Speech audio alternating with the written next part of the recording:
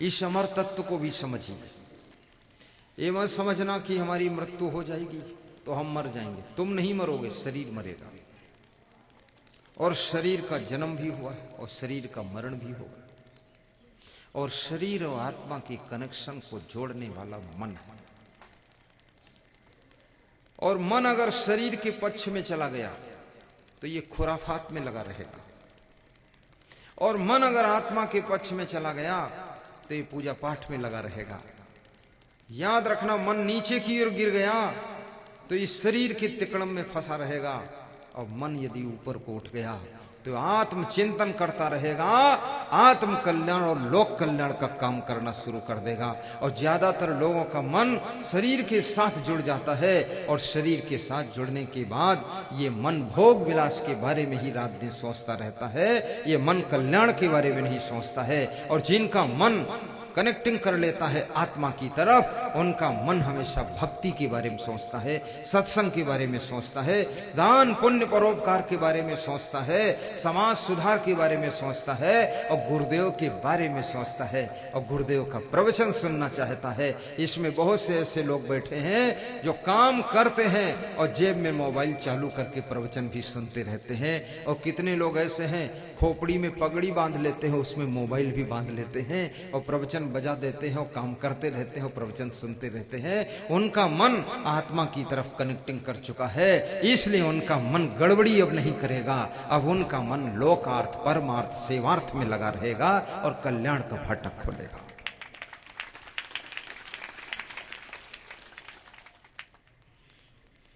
एक आदमी पूरे गांव में सबको समझाता ही रहता था और जिसके द्वार पर निकले उसको समझाता था, सबको समझाता था। लेकिन अपने घर में वो कभी नहीं समझाता था, किसी को बोलता नहीं था। वो गांव भर को समझा देता था। एक दिन एक बाहर से आदमी आया उसको मिलने के लिए। बुद्धिमान व्यक्ति था, समझाता था। तो एक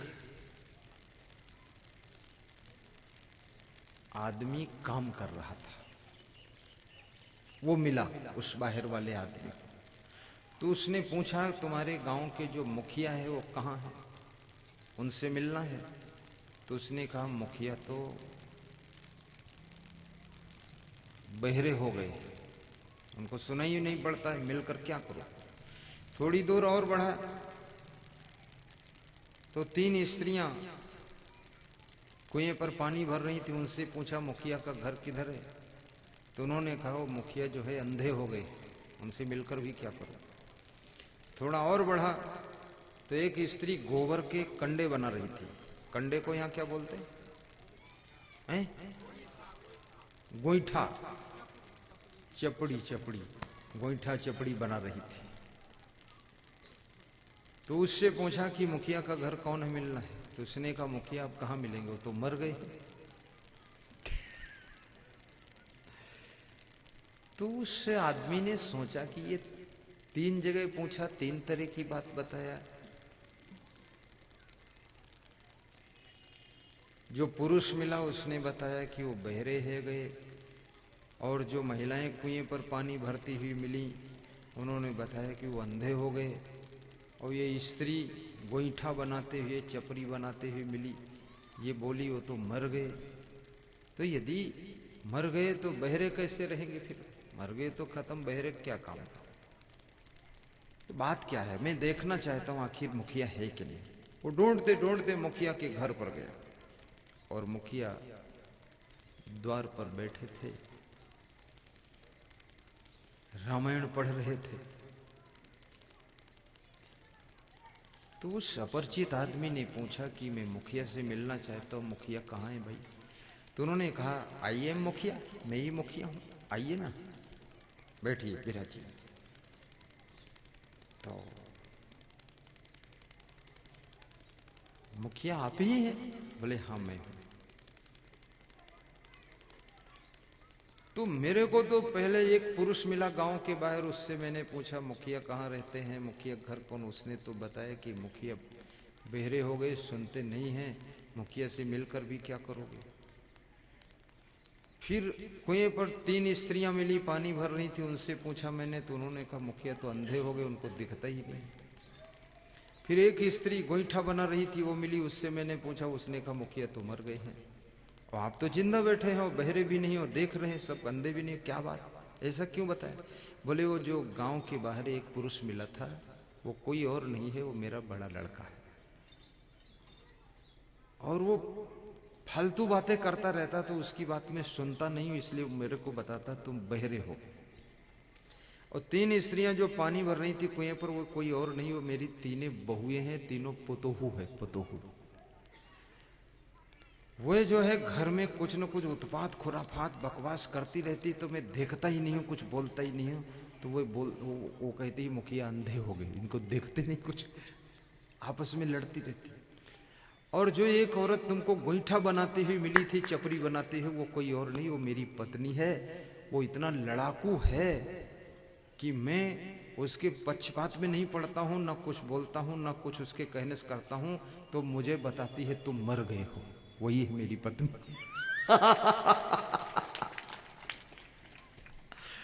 और मुखिया ने कहा मैं न मरा हूं, न बहरा हूं, न मैं अंधा हूं, मैं पूरे गांव को समझा देता हूं, पर ये अपने घर के लोगों को समझाने में मैं हार गया हूं। याद रखना, तुम गांव वालों को समझा सकते हो, सुधार सकते हो, पड़ोसियों को समझा दोगे ठीक हो जाएंगे, रिश्तेदारों को समझा दोगे उनके झगड़े समाप्त हो जाएंगे, लेकिन तुम अपने घर वालों को समझाने में तुम फेल खा जाओगे, और घर के लोग तुमको हार करा देंगे, और तुम हाथ जोड़ दोगे, माफ करना दुष्टो, तुम नहीं सुधरो। तुम दुनिया भर के फैसले कर देते हो, सब फैसले फाइनल हो जाते, तुम्हारे घर का कभी फैसला हुआ फाइनल? जितना तुम फैसला करते हो उतना ज्यादा फासला होता जा रहा है और गड़बड़ होता जा रहा है, क्योंकि ये घर के लोग, ये सब ठठेर घर के बिलौटा हो जाते हैं, ठठेर घर की बिल्ली। ये तुम्हारी बात को समझ, और अगर ये समझ जाते हैं तो इनके साथ समझ लेना तुम्हारे कर्म फल भोग समाप्त हो चुके। अब ये समझ गए, अब इनके साथ शांति तुमको मिलेगी। और ये जब तक नहीं समझ रहे हैं, लड़ रहे हैं, भिड़ रहे हैं, पतोहू और सासू भिड़ी है। ऐसे कितने घरों में सास और बहू टक्कर लेते हैं, जैसे कि बिल्ली और कुत्ता झपट के भिड़ जाते हैं।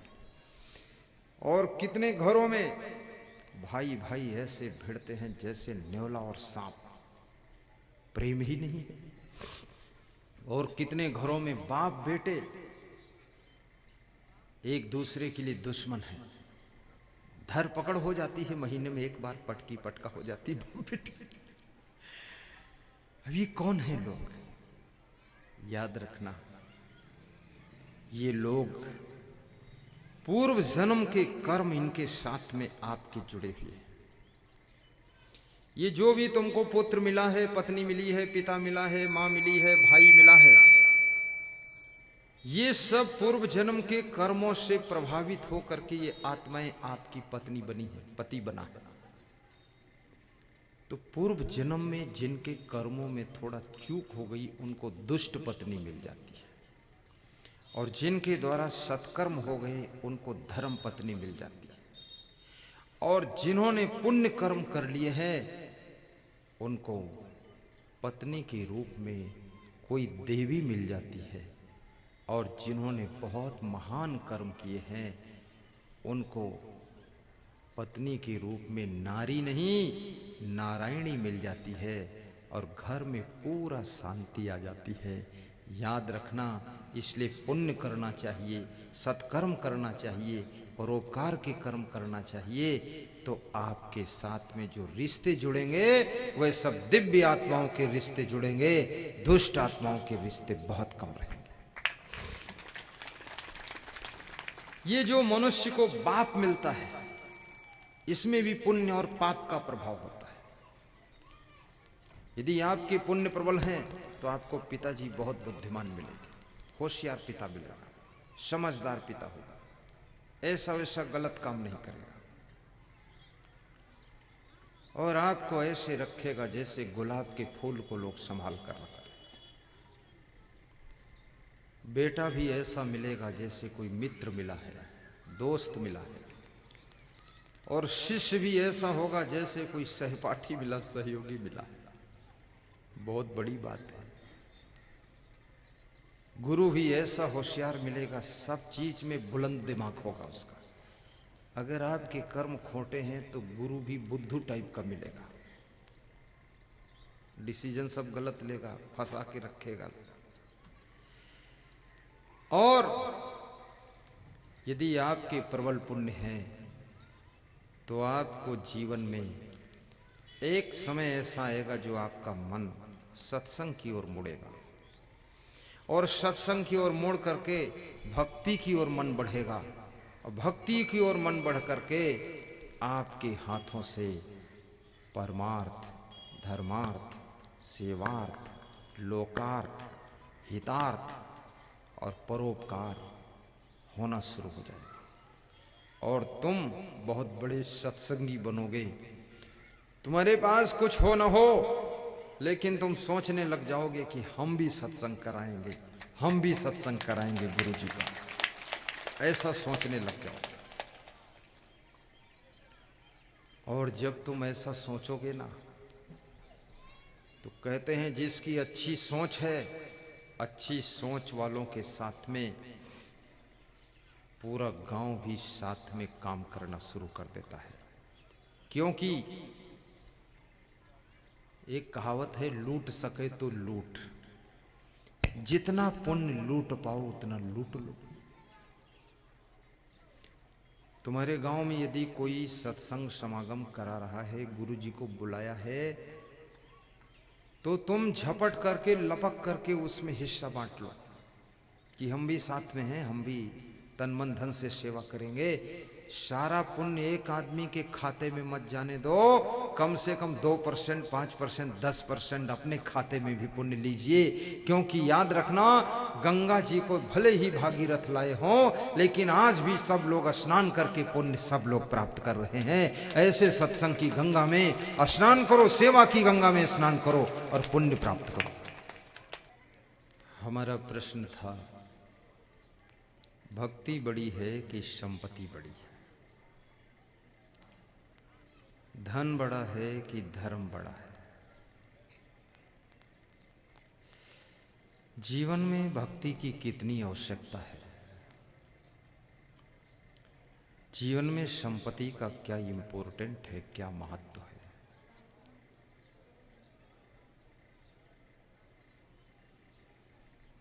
संपत्ति शरीर के लिए आवश्यक है। शरीर की जितनी व्यवस्था है वो धन से बनती है।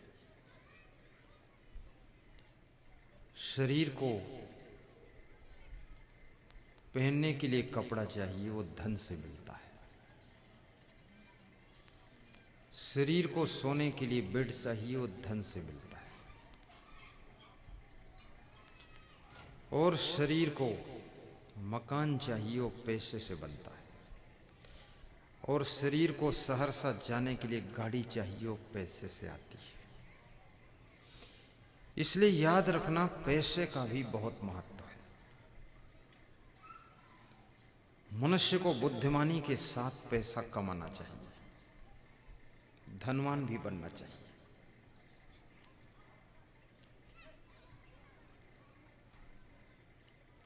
और पैसा कमाने का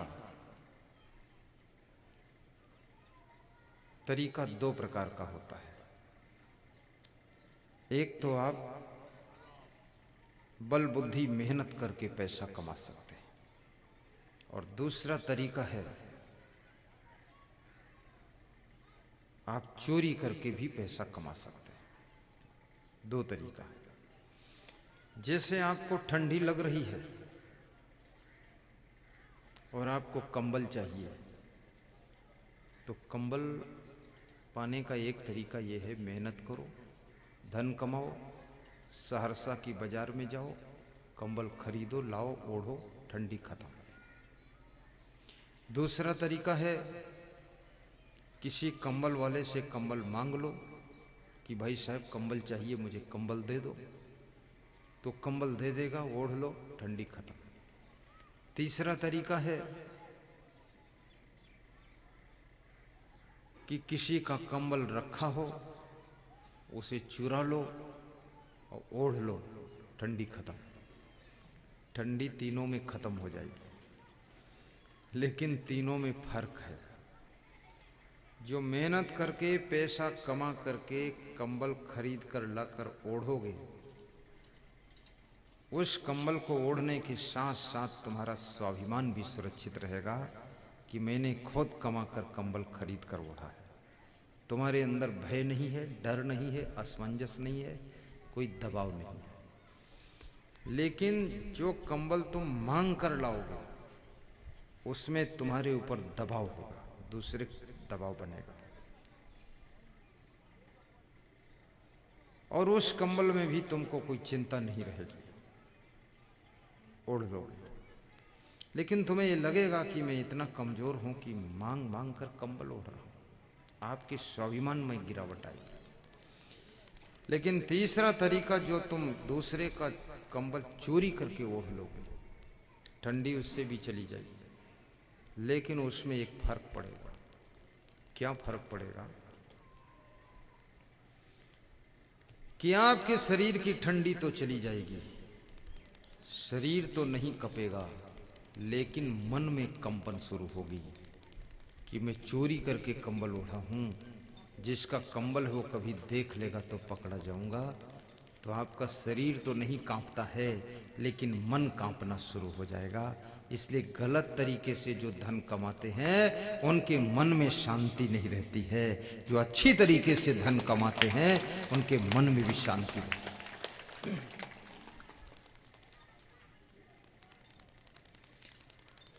एक सज्जन ने मुझसे पूछा कि मेरे पास में दुकान है, उसमें मैं प्रॉफिट लेता हूं, और ग्राहक पूछता है ये सामान तुम कितने में खरीद कर लाए हो, तो मैं झूठ बोल देता हूं, तो क्या इसमें पाप है गुरुदेव? तो मैंने कहा इसमें पाप नहीं, क्योंकि ग्राहक से तुम सच बताओगे। पहली बात, ग्राहक को ये पूछने का हक नहीं है कि तुम सामान कितने में खरीद कर लाए हो। ये विषय ग्राहक का नहीं, ये विषय आपका है।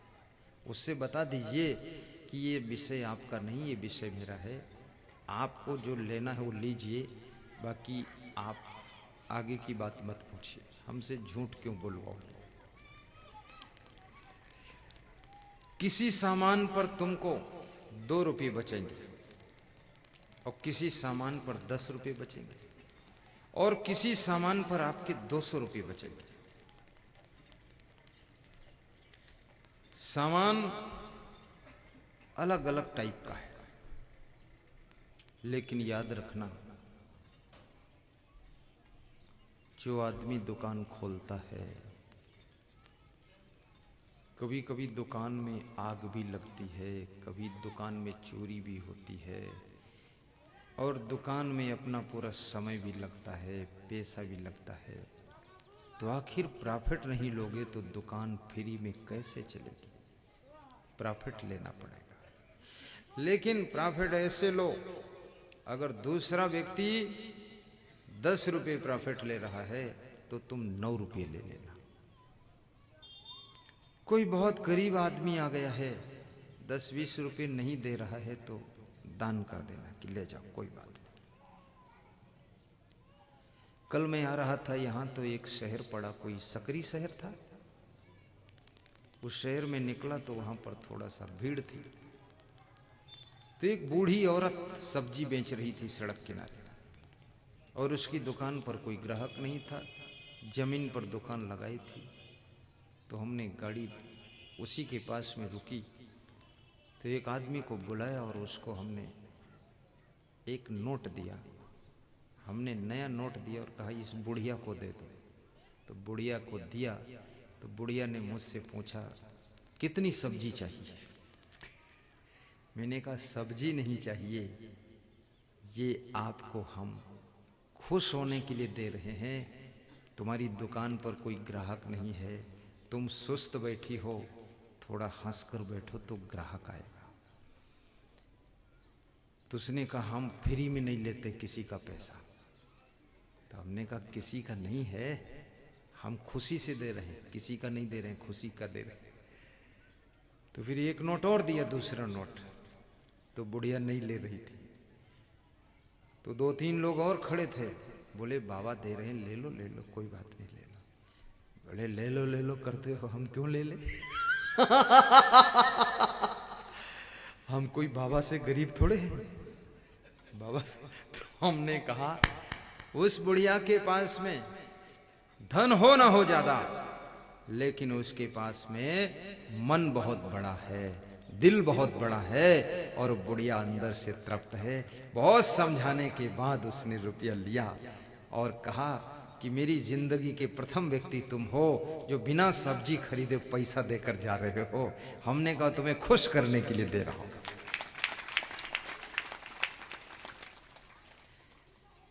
कभी कभी जो गरीब लोग दुकान लगाकर बैठे हैं, छोटे छोटे लोग, उनके उत्साह को बढ़ाने के लिए कभी 10, 50, 100 रुपये बांट दिया करो। उनको लगे ऐसा कोई अजूबा व्यक्ति, एक वो व्यक्ति आता है जो 30 रुपये किलो टमाटर को बोलता है 20 रुपये किलो दे दो, और ये ऐसा व्यक्ति आया है टमाटर भी नहीं ले रहा और 10 रुपये देकर जा रहा है। जिंदगी में कुछ ऐसा नया चमत्कार किया करो जो कोई नहीं करता है, उसको करने के बाद देखिए जिंदगी में कितना भाग्य प्रबल होगा आपका।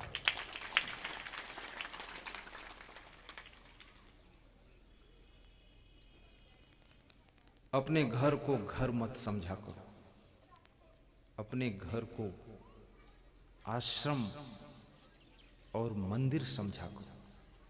अपने घर की नारियों को, महिलाओं को कभी कभी अपना मन ऐसा बनाओ कि इनको देवी के रूप में देखा करो। और स्त्रियों को कभी कभी एहसास करना चाहिए, जितने पुरुष हैं इनके नाम में देवता शब्द नहीं लगाया जाता है, लेकिन स्त्री के नाम में अगर इनका नाम सुशीला है तो इनको सुशीला देवी कहा जाता है, और इनका नाम यदि सुनीता है तो इनको सुनीता देवी कहा जाता है। याद रखना, देवी की उपाधि तुमको क्यों दी गई है? क्योंकि घर की तुम गृहिणी हो और घर को संभालने वाली तुम हो। तुम देवी बन करके जब घर संभालोगी तभी ये घर संभलेगा, और तभी ये घर मंदिर बन जाएगा, और तुम्हारे घर के लोग सब देवता और पुजारी बन जाएंगे। फिर तुम्हारी जिंदगी में स्वर्ग जैसा सुख आएगा।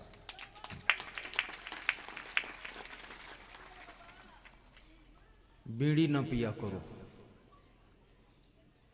पुरुषों को भी बीड़ी, सिगरेट, गांजा, दारू आदि नशा नहीं करना चाहिए, और महिलाओं को भी ये कोई नशा नहीं करना चाहिए। नशा करने से तुम्हारे मुखमंडल की सुंदरता का नाश होता है। नशा करने से तुम्हारे ओंठों की लालिमा का नाश होता है। नशा करने से तुम्हारे दांतों की दूध जैसी चमक, मोती जैसी चमक का भी नाश होता है। नशा करने से तुम्हारे शरीर के बल वीर्य का भी नाश होता है।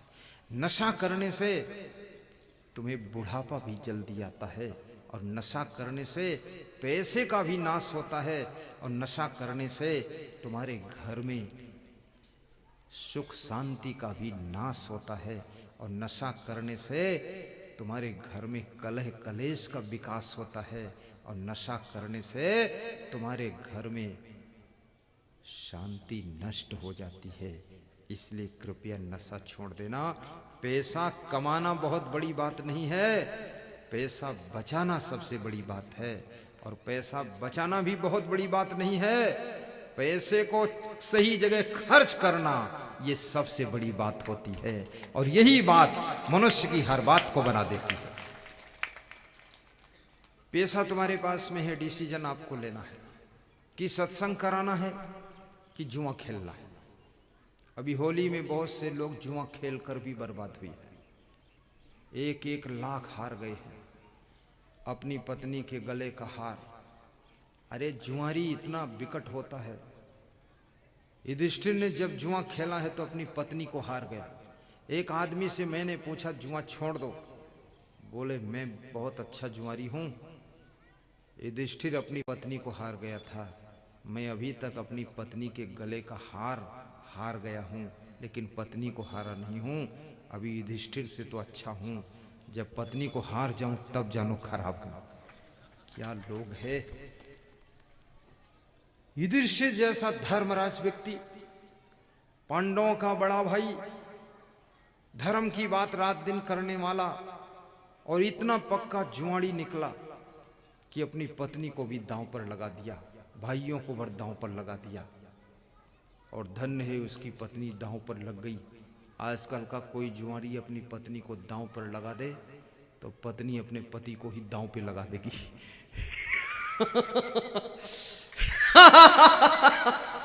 उसी को रगड़ के चटनी बना देगी कि तू क्या समझ रखा, मेरा नाम पत्नी है, मैं रोज बनाती हूँ टमाटर की चटनी, अब तेरी चटनी बना दूंगा। मेरे को दांव पे लगाता है। कभी जुआ मत खेलना। ये होली जुआ खेलने का पर्व नहीं है, दिवाली जुआ खेलने का त्योहार नहीं है, होली शराब पीने का उत्सव नहीं है। होली में सत्संग की शराब पियो, भक्ति का रंग खेलो, प्रेम का रंग खेलो, सेवा का रंग खेलो। और वास्तव में होली दुनिया में चाहे जिसकी जैसी हुई हो मुझे पता नहीं है, लेकिन जैसी होली बिहार प्रदेश में सहरसा जिले में घोघसम गांव में आज हो रही है, ऐसी होली शायद ही किसी गांव में हुई हो।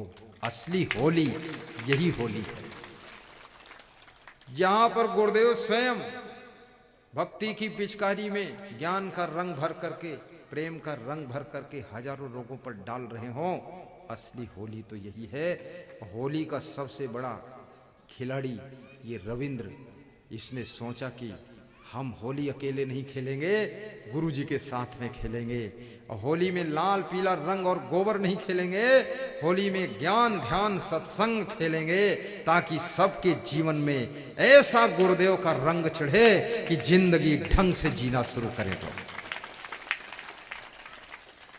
ये जो पीछे लोग बैठे हैं, बहुत मरे मराए लोग बैठे हैं, लगता है इनकी होली में पिचकारी फूट गई है। थोड़ा ताली भी बजाया करो पीछे वाले भी, और हंसा भी करो, ऐसा थोड़े। एक स्त्री अपने घर में हंस रही थी, बड़ी अच्छी कथा है छोटी सी। और उस समय हंस रही थी जिसमें रात के 3 बजे थे, और वो स्त्री इसलिए हंस रही थी कि उसके घर में एक चोर घुसा था। और चोर घुसा और उसका पति चोर के पैर पकड़ करके छू रहा था और पैर नहीं छोड़ रहा था। तो चोर उसके पति से कह रहा था, अरे भाई पैर छोड़ो, मुझे भागना है, तुम पैर क्यों पकड़े हो? बोले पैर ऐसे नहीं छोड़ूंगा। अरे बोले मैं चोर हूं, पकड़ लिया। बोले इसीलिए तो पैर पकड़ा हूं, तुम चोर हो। तो बोले क्यों पकड़े हो? बोले एक बात बता दो, बस छोड़ दूंगा। बोले क्या बात बताना है? बोले तुम एक बात ये बता दो, तुम इतनी रात को अकेले किसी के घर में कैसे घुसते हो जो उसके घर के लोग जान नहीं पाते? ये फार्मूला सिखा दो। बोले इसको सीख कर तू क्या करेगा? बोले मैं भी अपने घर में ज्यादा देर रात में घुसता हूं, तो मैं ये फार्मूला सीख जाऊं ताकि मेरी पत्नी जान ना पाए मैं रात में घुस जाऊं घर में। तुम सिखाओ हमें। तो चोर ने कहा फालतू बात करता, मैं तो तेरे घर में सामान चुरा के भाग रहा हूं। बोले सामान तो खुशी से ले जाओ, लेकिन ये गणित बता करके जाओ कि मैं घर में देर में आऊं तो भी मेरी पत्नी जान ना पाए, घुस जाऊं। चोर हंसने लगा तो उसकी पत्नी हंस रही थी कि तू क्या पूछ रहा है? बोले ऐसी चतुराई कोई नहीं जानता जो चोर जानता है, इससे पूछ रहा हूं मैं। पत्नी ने कहा चोर से शिक्षा ले रहे हो कि कैसे चुपके से घर में घुसूं? विचित्र विचित्र लोग हैं। चोर से भी लोग सीख रहे हैं। जिनमें सीखने की इच्छा है वे चींटी से भी सीख लेते हैं।